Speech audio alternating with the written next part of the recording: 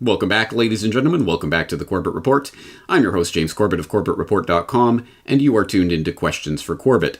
And this week on the D program, boy, do I have a data dump of information for you, so I hope you have a pen and paper ready at your disposal and are prepared to take copious notes. But don't worry, I have you covered. As usual, the show notes for today's edition of the podcast will be particularly full of interesting information, so I hope you will go to CorbettReport.com and take advantage of that resource. But let's get into the question. The question this week comes from a Corbett Report member who left his question in the Corbett Report comment section, specifically Magic Bullet, who recently wrote, "Is there a financial smoking gun of foreknowledge of corona before the first report of breakout in China? That would hint on the engineered versus natural birth of COVID-19, not just Event 201, but some stock trading or other transactions."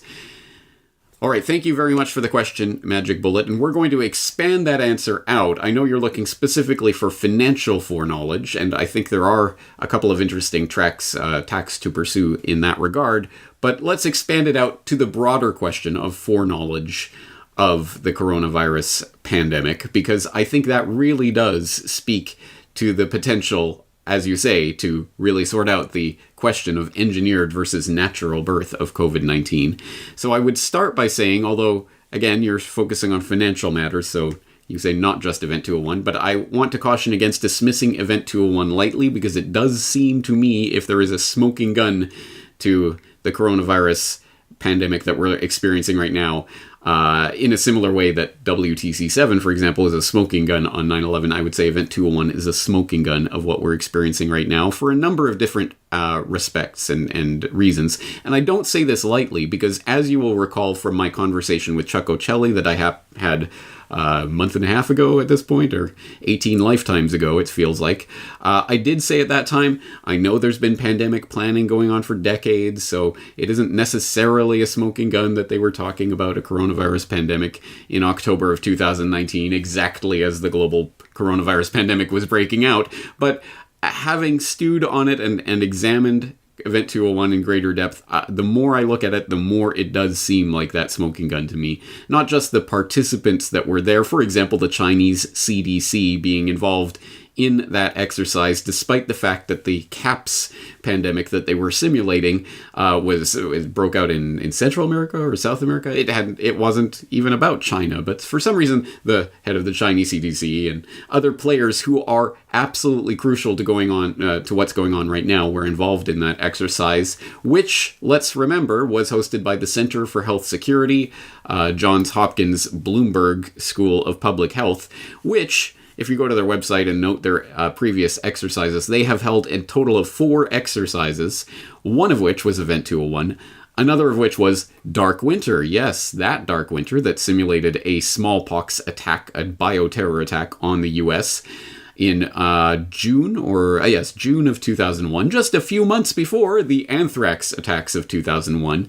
And as I've talked about before, just as Dark Winter blamed that fictional bioterror attack on essentially the Iraqi government supplying Afghan terrorists or Afghan sheltered terrorists, so too did, of course, we see the U.S. government try to blame Iraq for the anthrax attacks of 2001. It was linked in the public imagination, and they had wargamed it out in exquisite detail in a 2-day exercise held by the Center for Health Security just a few months before. Now we have Event 201 simulating a global coronavirus pandemic right before a novel coronavirus, or actually, as we are led to believe, just as a novel coronavirus was starting to spread around the world. So, very interesting. And of course, the other 2 exercises that the Center for Health Security has participated in, Clade X and Atlantic Storm, held in 2005 and 2018, deserve greater scrutiny. So perhaps we will delve into that in more detail in the future. But as I say, I think Event 201 is a very good candidate for a smoking gun of foreknowledge of the coronavirus pandemic. So I want to underline that, first of all. But when looking for other signs of foreknowledge, generally speaking, of the pandemic, I know you were looking specifically for financial foreknowledge, but before we get into that, just casting our net broadly at the overall subject of foreknowledge, just like 9/11, we have to be careful about limited hangouts that, through their very narrative really reinforced the official story of the event. So, for example, just as the presidential daily briefing, as we know, August 6th, 2001? I think I know that date off the top of my head, despite the fact I haven't even studied this in years, but because we've been told the presidential daily briefing, and what was that entitled? Oh, I think it was something like Bin Laden determined to attack the United States, says Condoleezza Rice, and that, of course, became one of those gasp moments. Oh, you see, they knew Osama bin Laden and Al-Qaeda were going to attack the United States, and that, of course, allows the main narrative to be implanted in the public consciousness, so that you can say, oh, you see, the Bush administration were bumbling, incompetent fools who allowed who, through their incompetence, enabled Al-Qaeda to attack the United States, as opposed to, of course, the real underlying narrative of Al-Qaeda actually being equipped and functionalized and made possible through the U.S. intelligence agencies, which have been puppeteering them all along, which is the deeper level of that narrative that doesn't get presented in that limited hangout. So what's the coronavirus equivalent of that? It would be something like the story that, of course, did make quite a bit of news coverage when it was first going around a couple of weeks ago, or 3 lifetimes ago. For example, the BBC reporting coronavirus, U.S. senators face call to resign over insider trading, where, of course, we've seen, there were some senators that were basically dumping stocks and ahead of the sense of the emergency in the United States. Obviously, after they'd been briefed about what was happening in China, etc., and how it was spreading, and etc., etc., and the implication being, yes, the senators were using their inside intelligence information basically to commit insider trading to get out of the stock market before it collapsed. Which, again, let's draw the parallel directly. Yes, this again is a way of reinforcing the narrative that, no one knew, and of course the stock market collapse is just about coronavirus and these senators. Look, it's these 4 senators that were using their inside knowledge from their government briefings, and that's about as far as it goes, which isn't very far when you think about it. So, although, again, it's something worthy of attention, but not that much attention. I think it's not the underlying story of this global pandemic and what's really behind it. So we can get a little bit closer to something approaching the truth through this article, which I did mention recently, but I want to get into it in a little more detail right now. Scott Ritter penned it, and it was posted at the American Conservative up a couple weeks ago. It's called "The Staggering Collapse of U.S. Intelligence on the Coronavirus." And he writes, "It is the job of the U.S. intelligence community to provide senior U.S. government policymakers, including the president, with advance warning about potential crises. The U.S. taxpayer pays a premium for this service. In 2020, the budget for the National Intelligence Program, which includes all programs, projects, and activities of the U.S. intelligence community, was $62.8 billion. Included in this budget is a small, specialized intelligence unit known as the National Center for Medical Intelligence, which operates as part of the Defense Intelligence Agency. The mission of the NCMI is to serve as the lead activity within the Department of Defense for the production of medical intelligence, and to prepare and coordinate integrated all-source intelligence for the DoD and other government and international organizations on foreign health threats and other medical issues to protect U.S. interests worldwide." Moving on. He says, "Moreover, by analyzing the characteristic of some 27 genomes of the COVID-19 virus provided by the Chinese and published by the Global Initiative on Sharing All Influenza Data, research scientists were able to determine that the most recent common ancestor for the coronavirus could be dated back to as early as October 1st, 2019. The importance of this date as it relates to the NCMI is that in mid-October 2019, a delegation of 300 U.S. military athletes arrived in Wuhan to participate in the 2019 Military World Games. China has suggested that these personnel might have introduced the coronavirus infection to Wuhan, citing their own research that suggests that the virus was introduced into China from elsewhere, and Japanese and Taiwanese studies that point to the U.S. as the likely source of the virus. There is, however, no independent evidence to support these allegations. The importance of the U.S. military athletes rests in the fact that the NCMI is responsible for conducting threat briefs for all deployments of military personnel worldwide, which meant that a Wuhan-specific infectious disease risk assessment would have necessarily been prepared in support of this deployment. Infectious disease risk assessments are the bread and butter intelligence product produced by the NCMI's Infectious Disease Division, one in which the totality of the medical intelligence collection and analytical capabilities would be utilized. The production of a Wuhan-specific infectious disease risk assessment would have created a window of opportunity for the NCMI to have collected the kind of medical intelligence that could have provided early warning about the existence of the coronavirus. Moreover, these athletes should have been subjected to screening upon return as part of the National Biosurveillance Program, providing yet another opportunity for early detection of the coronavirus if anyone had been exposed to it during their travel. The CDC had recently acknowledged during a hearing of the House Oversight Committee on March 11th that its biosurveillance program had uncovered evidence that Americans who had previously died to what had originally been diagnosed as influenza have, through post-mortem testing, been found to have actually perished from the coronavirus.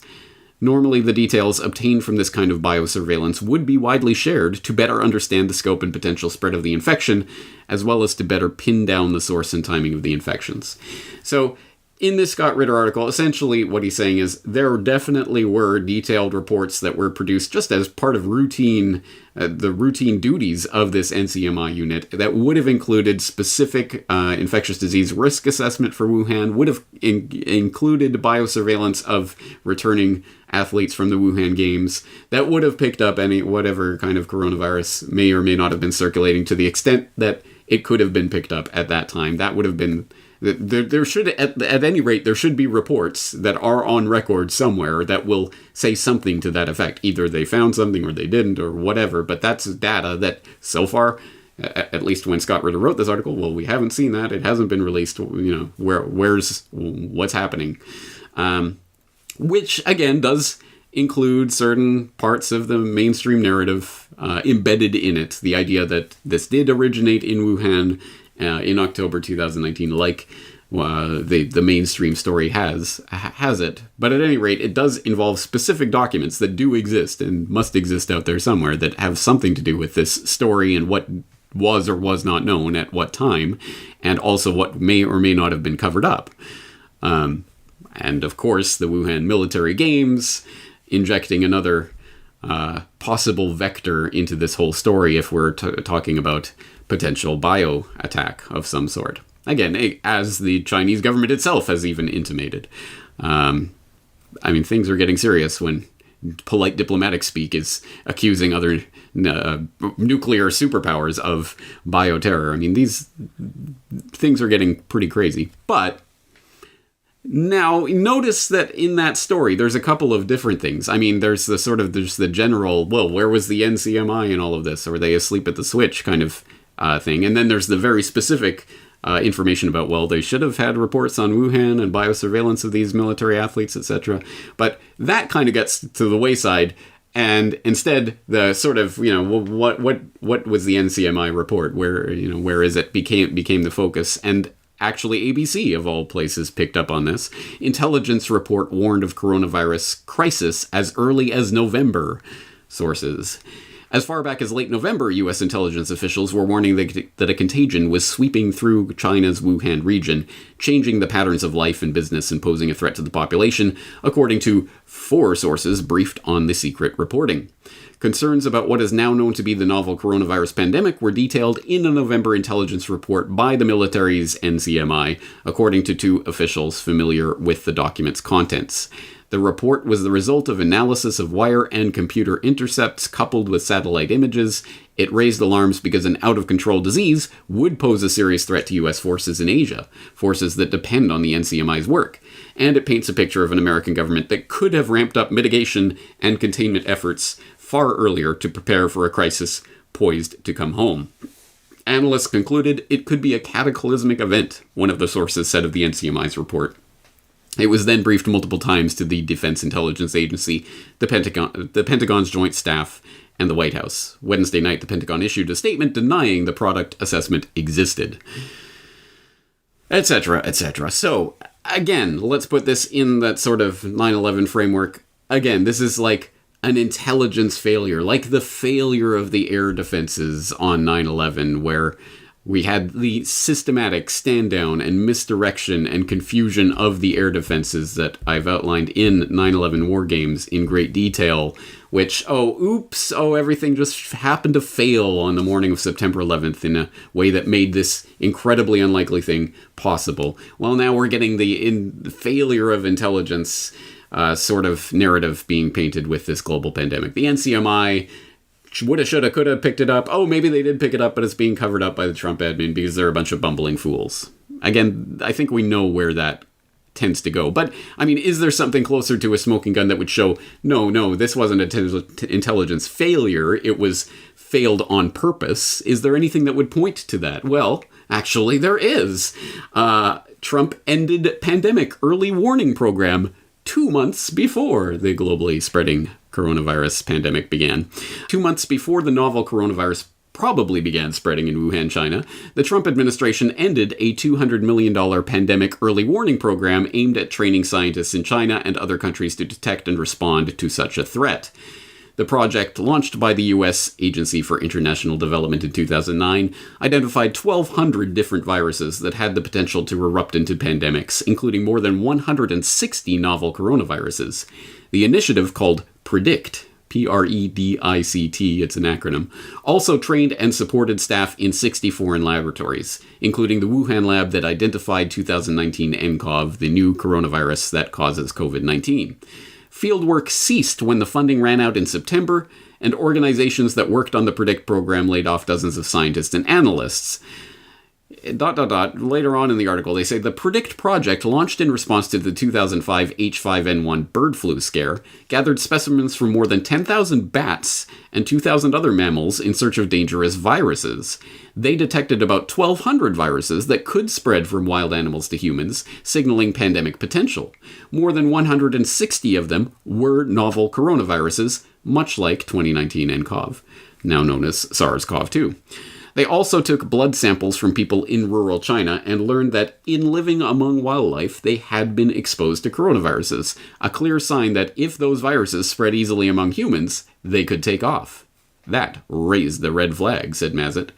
Coronaviruses were jumping easily across species lines and were ones to watch for epidemics and pandemics, she said. The program also trained nearly 7,000 people across medical and agricultural sectors in 30 countries in Asia, Africa, and the Middle East to help them detect deadly new viruses on their own. One of those labs was the Wuhan Institute of Virology, the Chinese lab that quickly identified SARS-CoV-2, Mazet said. The Wuhan lab received U.S. aid funding for equipment, and PREDICT coordinators connected the scientists there with researchers in other countries in order to synchronize tracking of novel viruses before SARS-CoV-2. The project's second funding cycle concluded on September 30th, 2019, less than 2 months before the new coronavirus probably began spreading. It was granted a $0 6-month extension through March 2020 to write up final reports. Well, that's interesting, isn't it? The very program that was looking for, supposedly, trying to identify these novel spreading coronavirus and other types of viral threats, just was completely shut down. Its funding ended on September 30th, 2019, and from that point on, it was just writing reports based on outdated information. So, literally, September 30th, 2019, literally the day before, we are told, according to that Scott Ritter article, that scientists were able to determine that the most recent common ancestor for the coronavirus could be dated back to as early as October 1st, 2019. Well, here you go. September 30th, 2019, they stopped looking for the thing, and on October 1st, 2019, it appeared. And we'll get into how unlikely that is, considering how unlikely this SARS-CoV-2 supposedly is to have naturally evolved. But at any rate, pretty interesting. And then 2 weeks later, you have, on October 18th, the start of the Wuhan military games and Event 201. So it's starting to get to the point where you would have to be a crazy coincidence theorist to think there is no fire behind all this smoke. Oh, it's just all of these things just happen to line up at the exact same time. Wow, what an incredibly unlikely and incredibly unfortunate series of coincidences to take place, all bada bing, bada boom, all together, right? So, okay. Anyway, as I say, all of that can be fit into some sort of limited hangout narrative that still supports a lot of the official story, but does raise some very interesting questions that will at least get people thinking about the unlikelihood of some of the things that we're being asked to believe.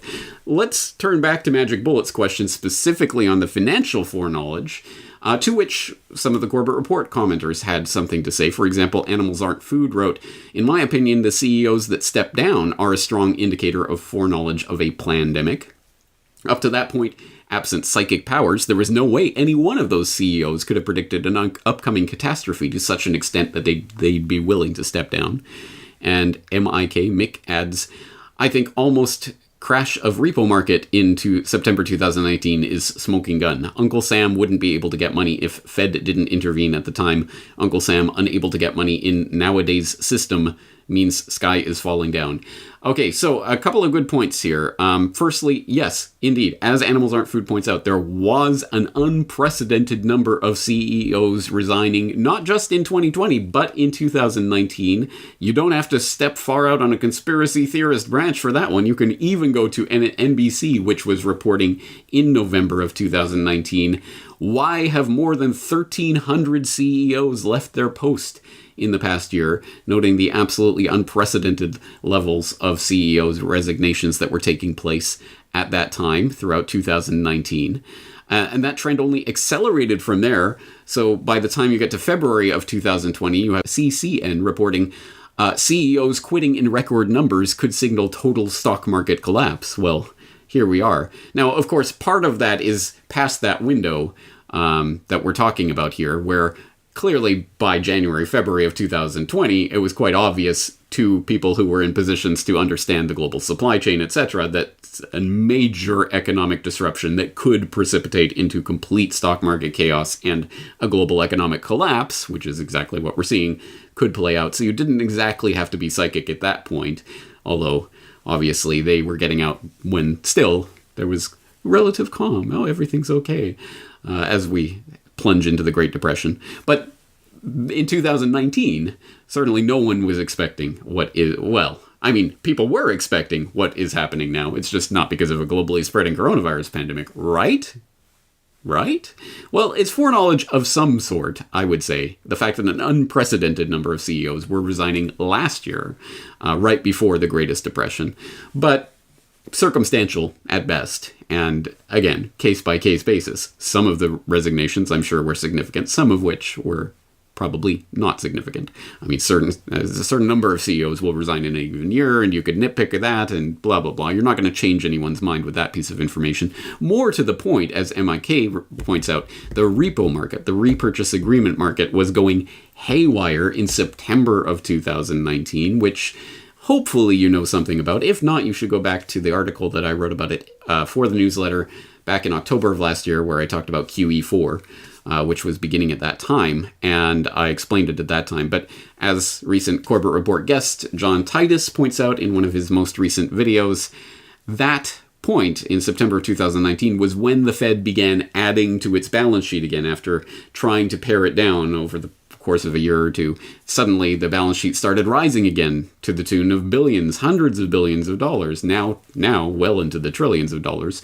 But that was when the Fed started its interventions, and that shows that the craziness that started to play out was certainly in recent weeks cannot be blamed 100% on coronavirus shutdowns. No, there was major activity happening in September of 2019. So what I'm scrubbing over now is the balance sheet of the Fed between late 2002 and the gray bar, which is the onset of the financial crisis. And one thing that you can see there very clearly is that the balance sheet never goes over, during that time, over $1 trillion. It's under $1 trillion that entire time. What you can't see there is that the assets on the balance sheet at that time are almost entirely U.S. Treasuries. Okay, that changes. That and the amount both changed during the financial crisis. And you can see here, this is September, this is the Lehman Brothers explodes and blows up, and the balance sheet goes with it. Two things changed at that time. One, the balance sheet goes up a lot. And two, the Fed begins taking on things other than U.S. Treasuries onto its balance sheet. In particular, it begins to buy lots of mortgage-backed securities. It buys other things too, but the mortgage-backed securities were the big one. Okay, the next thing that goes on is that you see the balance sheet continues to rise up to $4.5 trillion. I happen to know that it hits a high of 4.516 on January 14th, 2015. That was the high until recently. And the balance sheet keeps rising, notice, even though the financial crisis is supposedly over, the Fed's just packing more and more and more assets onto its balance sheet. And it is printing up reserves. The banks, in exchange for those reserves, supply assets to the Fed. And those assets, as I say, are mostly U.S. Treasuries and mortgage-backed securities right there, but also some other stuff. Now you can see here in beginning of 2018, the Fed begins to produce its balance sheet. It is selling U.S. Treasuries, selling mortgage-backed securities. Really what it's doing is letting those assets roll off and not buying any more of them. But the point is the Fed begins to roll down its balance sheet. It begins to reduce its balance sheet, trying to get its balance sheet back to normal. And then you can see that in September 11th, September 18th, the balance sheet begins to rise again. I'm going to blow this up so we can see it better. Yeah, September 18th. This here, starting on September 18th, this is when the New York Fed enters the repo market, repurchase agreements. The New York Fed enters the repo market and it drives up the balance sheet slightly. Well, in retrospect, it's quite slight. At the time, it seemed to be a big deal. And notice that this is well before anybody has heard of any coronavirus. So the balance sheet has already started to tick up appreciably well before we hear of coronavirus. Once again, that's John Titus of the Best Evidence channel asking the question, why is the Federal Reserve lying about coronavirus? And make no mistake, the Federal Reserve is lying about coronavirus, like when it told us in its Ides of March 15th, 2020 press release that the current craziness and the injections of trillions is going on specifically to deal with coronavirus and specifically to help Main Street deal with the global economic shutdown. That's a double lie because, as John Titus pointed out in that video and in our subsequent follow-up conversation, which I hope you have seen by now, no, this money is not going to help out Main Street, demonstrably so.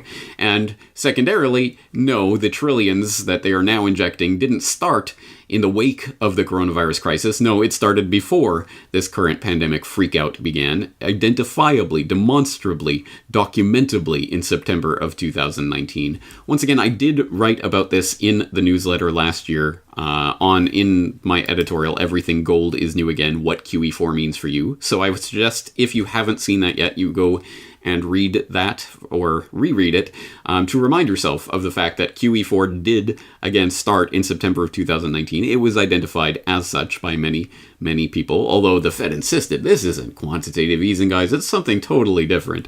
But I'll let you judge that for yourself, and I'll also just advise you that there are multiple other interesting things that were taking place at that time, including the Dutch Central Bank, which was warning of a systemic collapse and talking about how gold reserves could serve as a basis for rebuilding the system after it collapses, and other such tectonic financial events that were taking place in the fall of last year, to the point where one can conclude that if some sort of global coronavirus pandemic freakout or some other type of international crisis necessitating the shutdown of the global economy didn't exist, that they would have to invent one to cover up the fact that this system, which has been designed and engineered to ultimately collapse, the Ponzi scheme that they're running, is finally coming to an end.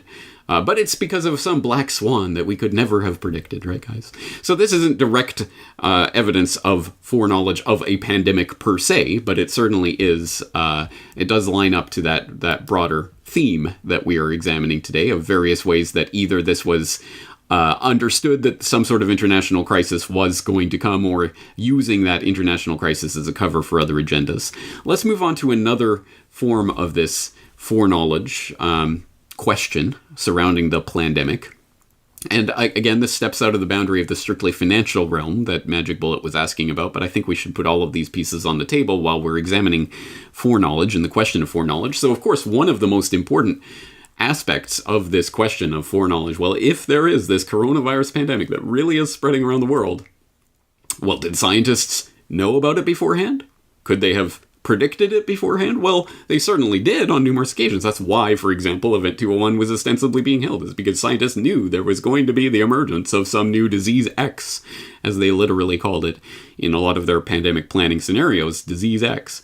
How did they know? Well, maybe because they were working on it. They were literally engineering something like this in various laboratories, including the Wuhan Institute of Virology. They were specifically working on this type of human spreading SARS-like bat-derived cluster of coronaviruses, and had been for many years in something called gain-of-function research, which has been funded to the tunes of many hundreds of millions of dollars by various governments around the world over the past decade or two, and is totally defensive, guys. Don't worry about it. See, scientists are just going to find the different ways that these viri, can be engineered in a lab to more effectively kill people or to more effectively transmit among the population, what kind of spike proteins have to be added in what combinations, what kind of genetic sequencing do we have to do to make it so that this will spread more efficiently, or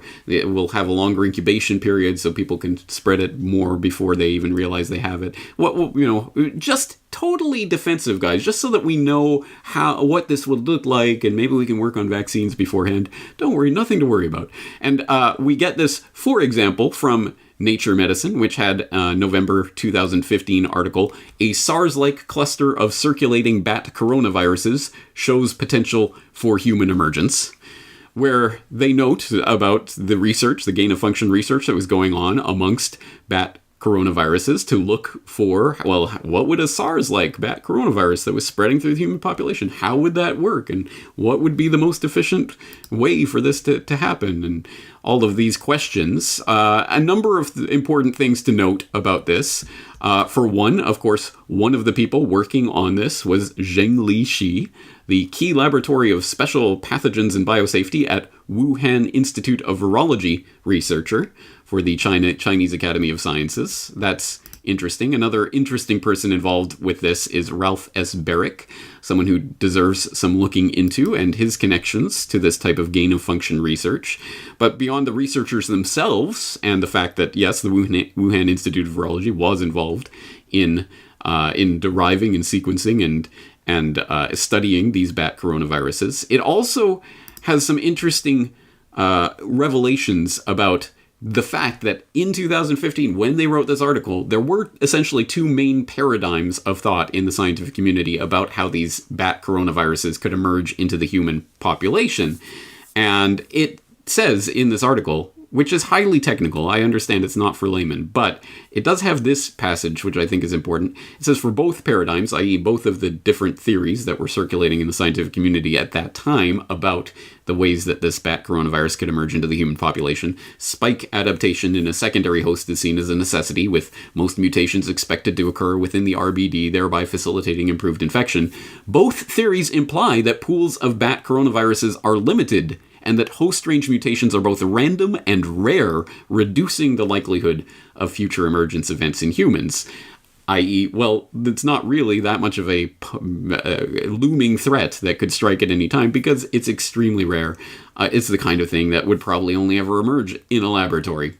Of course, in that paper, they go on to propose a different paradigm, by which, no, these spike protein adaptations are already there, and they just have to circulate in the right way to get into the human population, which is now, of course, what they're going with. But even at the time, even at that time, even Nature magazine itself was warning about this research that it was publishing. Just a week after the publication of that article, Nature published this one: Engineered bat virus stirs debate over risky research, noting the very real dangers of this type of laboratory engineered virus research that was going on at that time, and noting, for example, quote, an experiment that created a hybrid version of a bat coronavirus, one related to the virus that causes SARS, severe acute respiratory syndrome, has triggered renewed debate over whether engineering lab variants of viruses with possible pandemic potential is worth the risks. In an article published in Nature Medicine on 9th of November, scientists investigated a virus called SHCoV-14, which is found in horseshoe bats in China. The researchers created a chimeric virus made up of a surface protein of SHCoV-14 and the backbone of a SARS virus that had been adapted to grow in mice and to mimic human disease. The chimera infected human airway cells, proving that the surface protein of SHCoV-14 has the necessary structure to bind to a key receptor on the cells and to infect them. It also caused disease in mice, but did not kill them. Virologists question whether the information gleaned from the experiment justifies the potential risk. Although the extent of any risk is difficult to assess, Simon Wayne Hobson, a virologist at the Pasteur Institute in Paris, points out that the researchers have created a novel virus that grows remarkably well in human cells. If the virus escaped, nobody could predict the trajectory, he says. The only impact of this work is the creation in a lab of a new non-natural risk, agrees Richard Ebright, a molecular biologist and biodefense expert at Rutgers University in Piscataway, New Jersey. Both Ebright and Wayne Hobson are long-standing critics of gain-of-function research.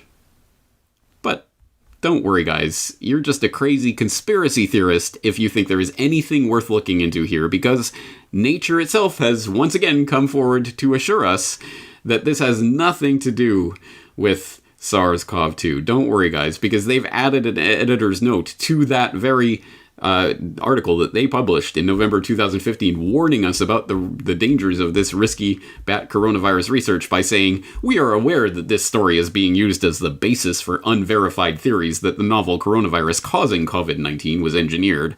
There is no evidence that this is true. Scientists believe that an animal is the most likely source of the coronavirus. How many weasel words and sentences do they have there? There is no evidence that it's true. Scientists believe an animal is the most likely source of the coronavirus. Again, a lot of different outs for when and if they discover something different many years down the road. But we don't have to go out on that speculative limb.